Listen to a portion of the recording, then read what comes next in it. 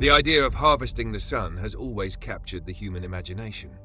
From the first civilizations that worshipped solar deities to the modern reliance on solar panels and photovoltaic cells, humanity has long understood the power of the star at the center of our system. But in the face of an escalating climate crisis, the concept takes on an even more radical form: solar geoengineering, a deliberate attempt to manipulate sunlight in order to cool the Earth. It is one of the boldest, most controversial ideas ever conceived, and it carries both the allure of salvation and the shadow of catastrophic consequences. The price of survival, as this debate reveals, may be higher than many are willing to admit. Solar geoengineering, often called solar radiation management (SRM), is not about capturing sunlight for electricity as traditional solar power does. Instead, it proposes reflecting a portion of that sunlight back into space before it ever reaches the ground. By reducing the amount of solar energy absorbed by the Earth, temperatures could theoretically be stabilized or even lowered, buying time in the race to cut greenhouse gas emissions. The primary method envisioned is stratospheric aerosol injection, dispersing tiny reflective particles, such as sulfates, into the upper atmosphere. Other proposals include brightening marine clouds to make them more reflective, or installing massive space-based mirrors to block sunlight. These ideas might sound like science fiction, but they are grounded in real science and inspired by natural analogues. When Mount Pinatubo erupted in 1991, it cooled global temperatures by nearly half a degree Celsius for over a year, due to the sulfur aerosols it released into the stratosphere. Humanity's version would attempt to mimic this process on demand. The appeal of solar geoengineering lies in its speed and apparent effectiveness. Unlike reducing emissions, which takes decades to produce measurable results, aerosol injection could lower global temperatures within a year of deployment. In a world already experiencing deadly heat waves, collapsing ice sheets, and intensifying storms, the idea of a rapid, global-scale intervention is tempting. Proponents argue that it could act as a temporary shield, giving humanity breathing room to transition away from fossil fuels without crossing dangerous climate thresholds. In theory, it could prevent catastrophic tipping points, such as the disintegration of the Greenland ice sheet or the dieback of the Amazon rainforest. For countries most vulnerable to climate extremes, small island nations facing sea level rise, or agricultural regions threatened by drought, the promise of immediate relief is compelling. But every promise carries a price, and in the case of solar geoengineering, the risks are immense. The Earth's climate system is not uniform. It is an intricate web of interconnected processes. Reducing incoming sunlight may cool global averages, but it would not affect all regions equally. Some areas might experience improved conditions, while others could suffer devastating disruptions. For example, models suggest that aerosol injections could weaken Asian and African monsoons, jeopardizing food supplies for millions. Rainfall patterns could shift unpredictably, causing floods in some places and droughts in others. The very act of trying to stabilize climate could destabilize ecosystems and societies in ways we cannot fully foresee. There is also the problem of dependence. Once aerosol injections begin, they would need to be maintained indefinitely to prevent sudden spikes in temperature. Greenhouse gases would continue to accumulate in the atmosphere, masked by the reflective shield above. If the program were ever halted abruptly, due to political conflict, economic collapse, or technical failure, the planet would face termination shock. In this scenario, decades of suppressed warming would manifest in just a few years, causing temperatures to surge at rates ecosystems and human societies could not adapt to. Termination shock could trigger mass extinctions, agricultural collapse, and geopolitical chaos. In attempting to buy time, humanity could instead be locking itself into a dangerous cycle of dependence on artificial climate control. The ecological risks extend further. Stratospheric aerosols could damage the ozone layer, exposing life to harmful ultraviolet radiation. They could alter cloud dynamics, change storm tracks, or even reduce the efficiency of solar power generation on the ground. Marine cloud brightening, another proposed method, could disrupt ocean ecosystems in unpredictable ways. Space-based mirrors, while less invasive to the atmosphere, would be staggeringly expensive and raise concerns about weaponization in orbit. Each idea brings its own uncertainties, and the potential for unintended consequences is vast. The price of survival may not be paid evenly. It may fall hardest on those least responsible for the crisis. The geopolitical dimension complicates matters further. Who decides whether to deploy solar geoengineering? If one nation or coalition proceeds without global consensus, others may suffer the consequences without consent. This could spark accusations of climate warfare, with states blaming each other for droughts, floods, or crop failures. The absence of international governance frameworks makes this even more dangerous. Unlike emissions reductions, which require cooperation but allow individual nations to act independently, solar geoengineering is inherently global. Its impacts would cross borders, creating new arenas of conflict and mistrust. Without robust agreements and oversight, unilateral action could fracture international relations and destabilize an already fragile global order. Ethics loom large in this debate. Is it right to deliberately alter the Earth's climate, knowing the risks? Does the possibility of saving millions from climate disasters justify imposing uncertain consequences on billions? Some argue that solar geoengineering represents hubris, humanity's desire to dominate nature rather than live within its limits.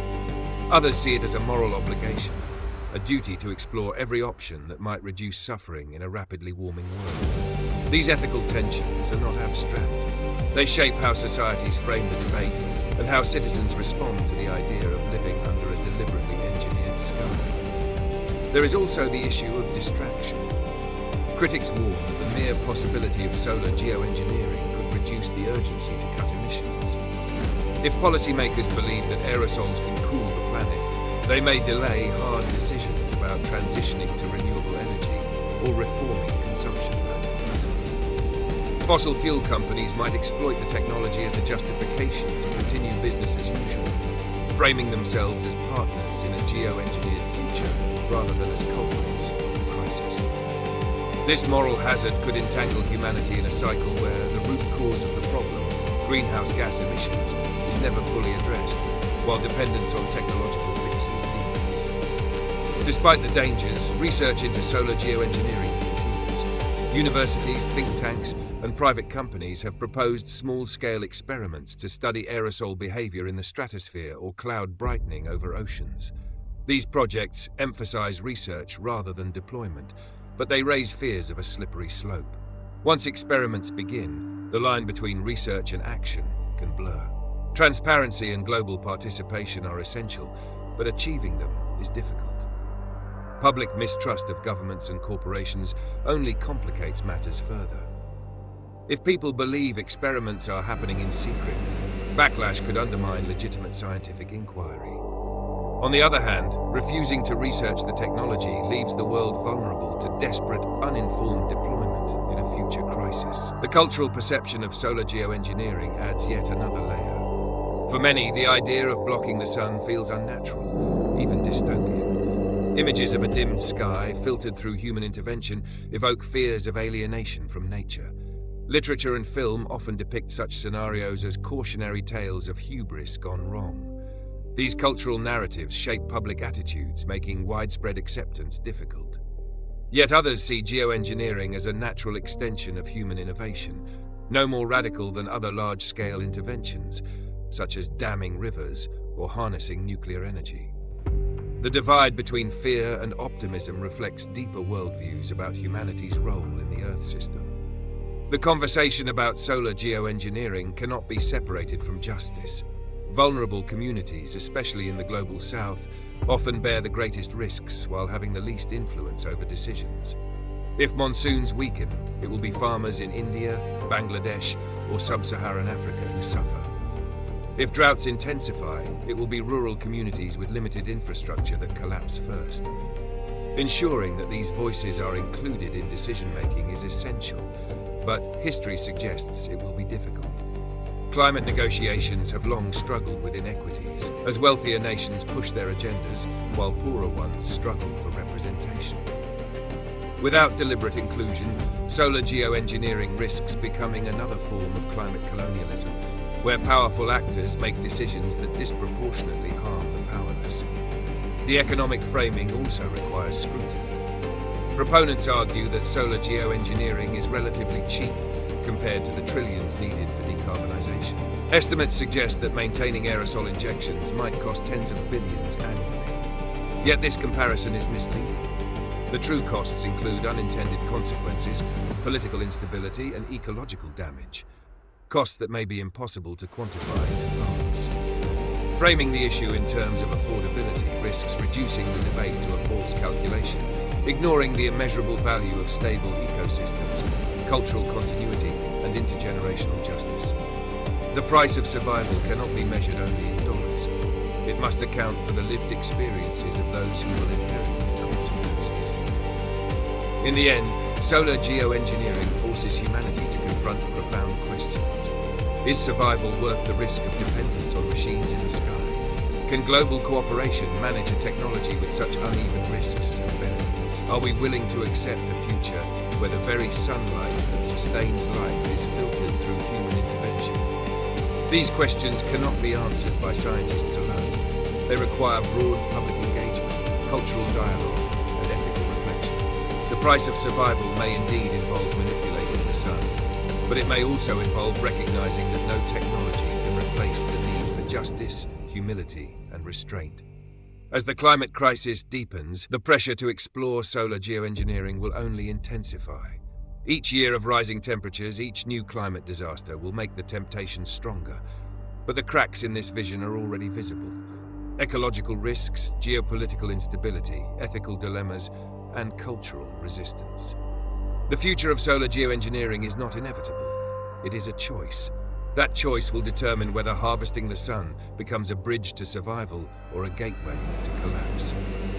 What is certain is that the debate will not fade. It will define the coming decades as humanity struggles to balance urgency with caution, innovation with humility, and the promise of salvation with the price of survival. The conversation about solar geoengineering enters sharper relief when we step beyond the scientific mechanics and begin to look at the human, political, and ecological systems that would inevitably be reshaped by its deployment. If Part 1 traced the promise and peril of dimming the sun to cool the Earth, then Part 2 must confront the deeper tensions: governance, equity, and survival in a fractured world. Solar radiation management, SRM, is not just a matter of physics, it is a matter of power, trust, and justice. The price of survival becomes less about dollars or tons of particles in the sky, and more about how humanity decides to govern itself when the fate of the climate hangs in the balance. One of the clearest truths about solar geoengineering is that its impacts would not be evenly distributed. Climate change itself already operates unjustly. Those who contributed least to the crisis often suffer the most. The same pattern could repeat or even intensify under solar radiation management. Cooling the planet globally might protect some regions from deadly heat, but it could shift rainfall away from others, disrupt monsoons, or alter ocean currents. A farmer in South Asia might lose harvests because aerosols weakened rainfall, while urban residents in Europe might enjoy cooler summers. These asymmetric outcomes pose an ethical question that cannot be ignored. Is it acceptable to stabilize global averages if it means destabilizing local lives? The cracks in this logic reveal the human cost of planetary tinkering. This imbalance exposes a profound governance dilemma. Who gets to decide whether to dim the sun? At present, there is no international treaty or regulatory framework designed for geoengineering. The Paris Agreement focuses on emissions reductions, not deliberate planetary manipulation. The United Nations Convention on Biological Diversity has placed restrictions on geoengineering experiments, but these are non-binding and contested. The absence of governance means that, in theory, a single nation, or even a coalition of corporations, could attempt to deploy stratospheric aerosols unilaterally. Imagine a scenario where a desperate government facing drought decides to act, claiming necessity.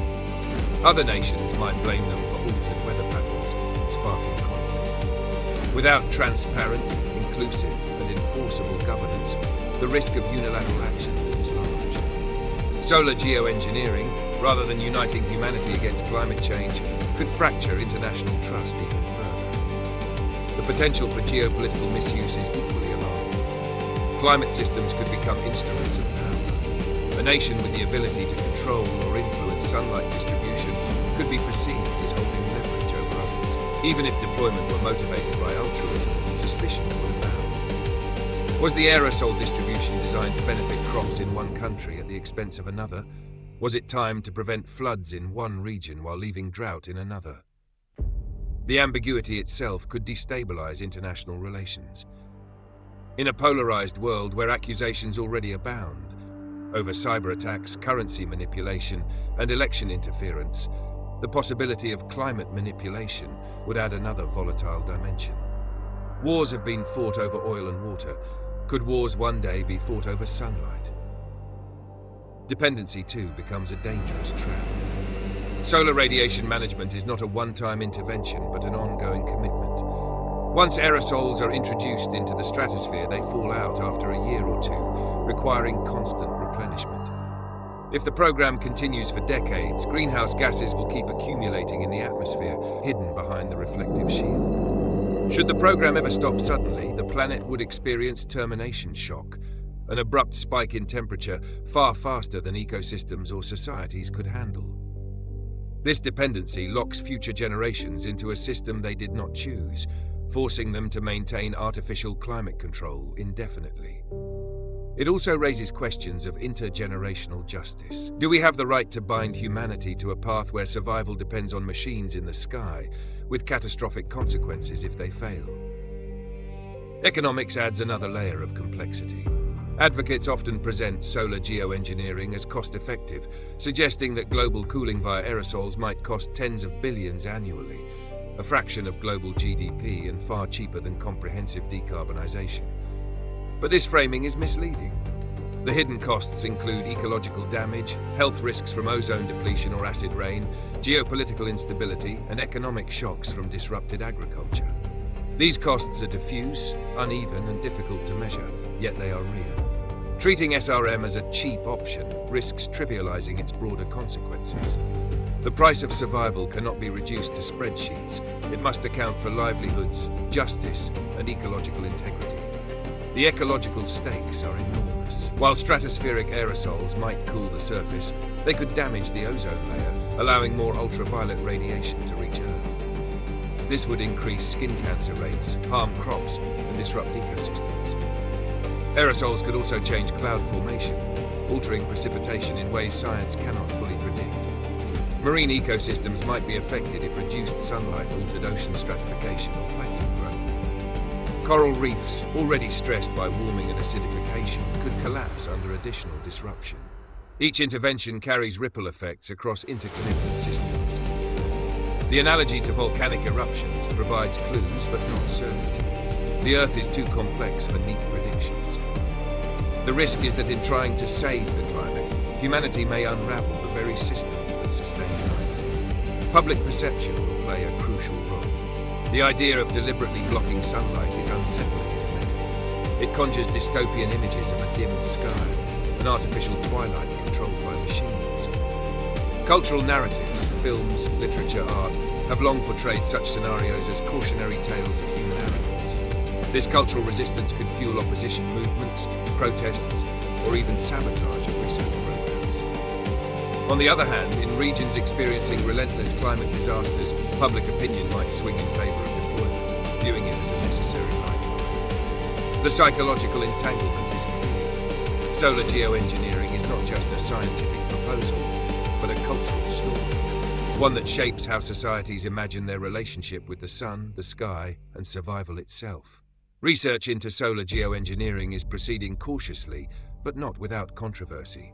Proposals for small-scale experiments, such as releasing reflective particles into the stratosphere to study their behavior, have sparked backlash from environmental groups and indigenous communities. Critics fear that even small tests normalize the idea of planetary manipulation, creating momentum toward eventual deployment.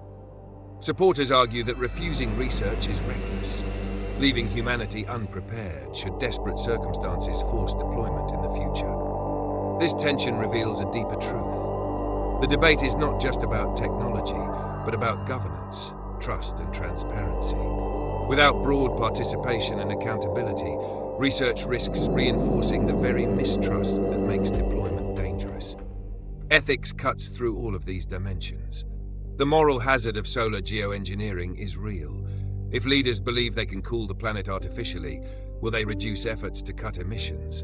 If fossil fuel companies see aerosols as a shield, will they expand drilling? The danger is that SRM becomes a license for inaction, masking symptoms while the underlying disease worsens. Yet refusing to explore the technology raises its own ethical concerns. What if climate tipping points approach faster than expected, and SRM is the only tool that could prevent catastrophic suffering? Would inaction then become a form of negligence? These ethical dilemmas reveal the profound difficulty of the debate. The price of survival may not be about whether humanity pays, but about who pays and how fairly the burden is shared. Equity is central to any path forward. The voices of vulnerable communities must be included in decision-making, not marginalized as they so often are in climate negotiations. Small island nations, indigenous groups, and rural farmers have the most to lose if weather patterns shift, yet they often have the least influence in international forums. Without deliberate inclusion, solar geoengineering risks repeating patterns of climate injustice, where the powerful impose solutions and the powerless bear the costs. Justice must be embedded not as an afterthought, but as a foundation. Otherwise, the cracks in the global system will widen into chasms. Ultimately, the debate about solar geoengineering forces humanity to confront its relationship with nature. For centuries, progress has been measured by control over rivers, forests, animals, and now even the climate itself. SRM is the logical extension of this trajectory, the belief that technology can fix any problem, even one created by technology itself. But nature is not an inert machine waiting to be adjusted. It is a living, dynamic system full of feedback loops and surprises. By entangling ourselves deeper in the illusion of control, we risk provoking consequences beyond imagination. The question, then, is whether we can balance technological ambition with humility, recognizing both the necessity and the danger of intervening in planetary systems.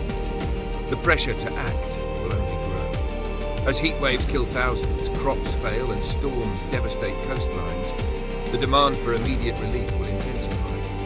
Political leaders will face immense pressure to consider options that deliver quick results. Solar geoengineering will rise again and again as a tempting solution. The challenge is ensuring that desperation does not lead to reckless action. Humanity must prepare frameworks, ethics, and governance now, before the crisis forces decisions in chaos.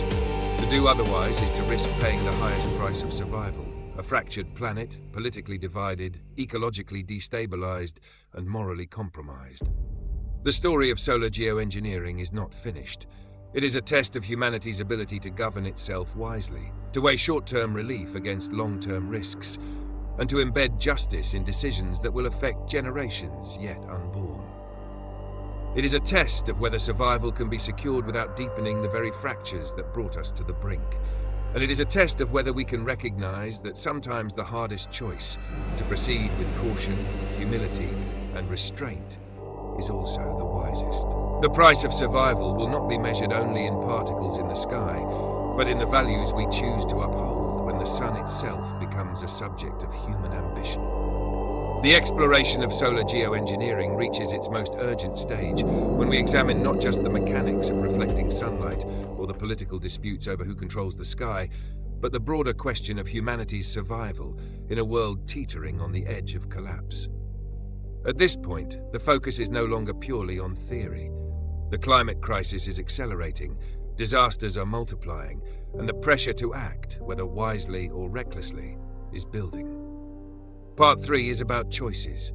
The choices governments must make, the choices corporations will exploit, and the choices ordinary citizens will demand. The price of survival here is not simply financial, it is cultural, ethical, and existential. To harvest the sun in the form of geoengineering may give us time, but what it costs us in trust, justice, and stability could shape civilization for centuries. The first theme to confront is inevitability. The longer humanity fails to cut greenhouse gas emissions at the scale required, the more attractive solar geoengineering will become. Every missed target, every broken climate pledge, every failure to transition away from fossil fuels increases the likelihood that future leaders will reach for the emergency brake of solar radiation management. They may not want to. They may fear the risks. But desperation changes calculations. Imagine a decade of consecutive record-breaking heat waves, with food systems collapsing, cities unlivable, and migration crises destabilizing entire regions. In that context, the idea of injecting aerosols into the stratosphere could transform from unthinkable to inevitable. The danger, of course, is that decisions made in desperation are rarely careful or inclusive. They are often rushed, under pressure, and reactive rather than proactive. That is a recipe for unintended consequences of staggering scale. Governance becomes the fault line. Solar geoengineering requires global coordination, but the world is already fractured. The United Nations has struggled to enforce even modest agreements on emissions reductions. How could it enforce rules on something as contentious as dimming the sun? The prospect of unilateral action is real. A wealthy nation facing existential threats could decide to act without consensus. A coalition of countries suffering catastrophic heat waves could pool resources and launch their own program. Even corporations or billionaire philanthropists could theoretically finance aerosol injections, bypassing democratic processes altogether. This possibility reveals a terrifying truth. The fate of the planet's climate could be shaped not by collective deliberation, but by the unilateral will of a few. The cracks in international trust would widen, fueling suspicion, rivalry, and possibly even conflict. The risk of conflict extends beyond diplomacy. If one country deploys aerosols and another experiences a devastating drought, accusations will fly. Even if the science cannot definitively link the two, perception matters. People will blame the intervention, and governments may weaponize that anger. Wars have erupted over less. Solar geoengineering, in this light, is not just a technological gamble, but a geopolitical powder keg. It transforms the weather itself into a potential battlefield, where every storm or drought is not just an act of nature, but a possible act of policy. The price of survival could be global instability, as nations clash over who controls the thermostat of the planet. Equity is another fracture line. The impacts of solar geoengineering would not be distributed fairly.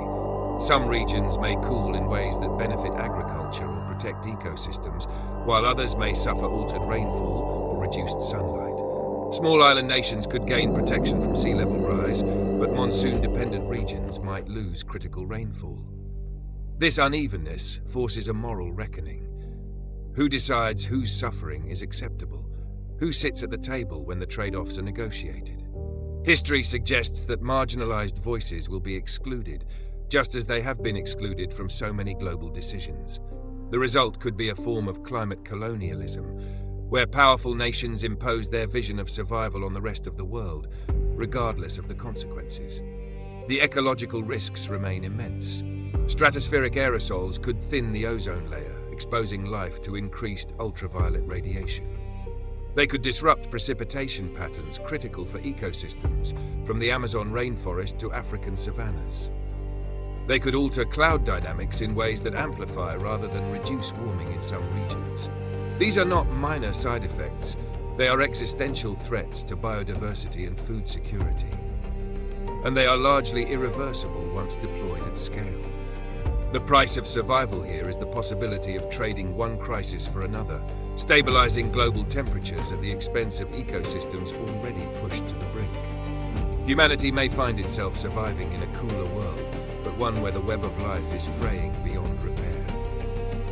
Economics adds yet another layer of entanglement. The apparent affordability of solar geoengineering, tens of billions annually compared to trillions for decarbonization, creates a dangerous illusion. Policymakers, under pressure to act cheaply and quickly, may frame SRM as a practical alternative to systemic transformation. Fossil fuel companies may embrace it as a justification to continue drilling, arguing that aerosols can offset their emissions.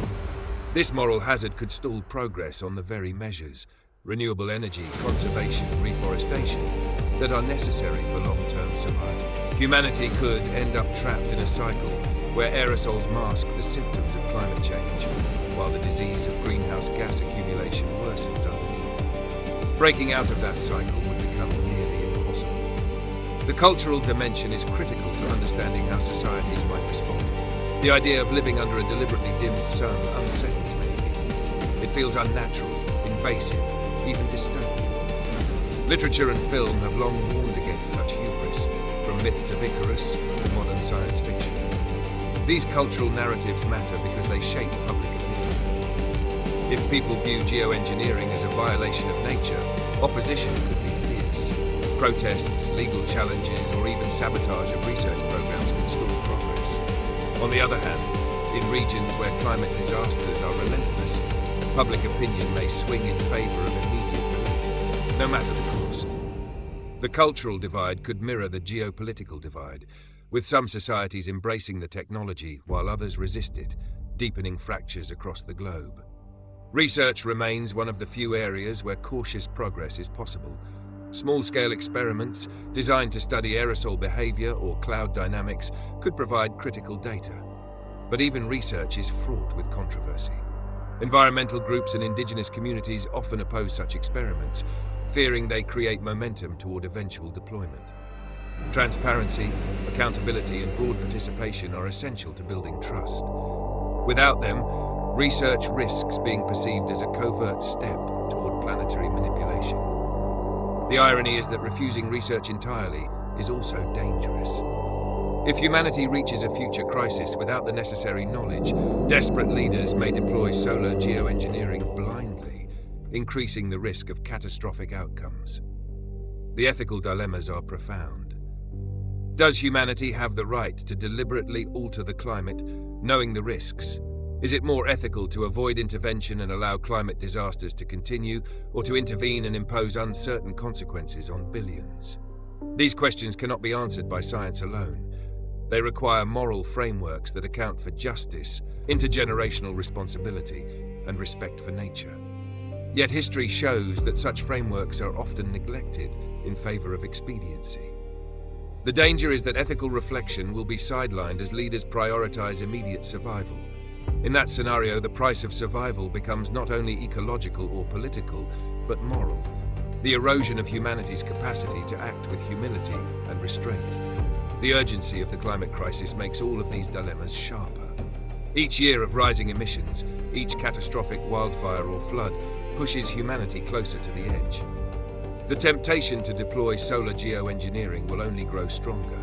The challenge is ensuring that urgency does not lead to recklessness. Humanity must prepare now, by establishing governance frameworks, conducting transparent research, and engaging in public dialogue. Waiting until desperation forces action will guarantee chaos. The future of solar geoengineering must be shaped deliberately, not reactively. And this leads to the call to action. The debate about solar geoengineering is not confined to scientists or policymakers. It affects every person on Earth. Decisions about the sun, the sky, and the climate will shape the lives of billions for generations to come. Citizens cannot afford to remain passive. You can demand transparency from your leaders. You can push for international agreements that prioritize justice and inclusion. You can resist narratives that frame geoengineering as a miracle cure while ignoring emissions reductions. And you can engage in conversations that bring ethics, culture, and justice into the center of the debate. Crisis Lens exists to bring these urgent questions into focus. The climate crisis is not a distant threat. It is unfolding now. Geoengineering may become part of humanity's response, but whether it saves or destroys depends on the choices we make today. The price of survival is high, but it does not have to be fatal. With courage, wisdom, and accountability, we can shape a path that protects both people and the planet. Subscribe to Crisis Lens for deeper explorations of global crises.